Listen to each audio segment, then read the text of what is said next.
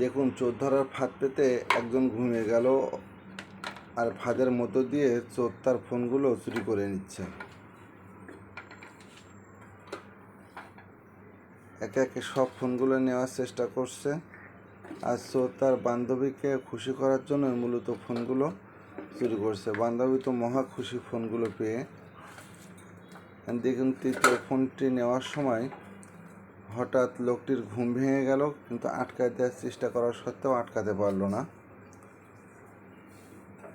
এদিকে বান্ধবী তো মহা খুশি ফোনগুলো পেয়ে। পরবর্তীতে সে লোকটি আবার তার ফাঁদ প্রস্তুত করলো, এবং যখনই সে ফোন নিতে গেল তখনই আটকে দিল চোরকে।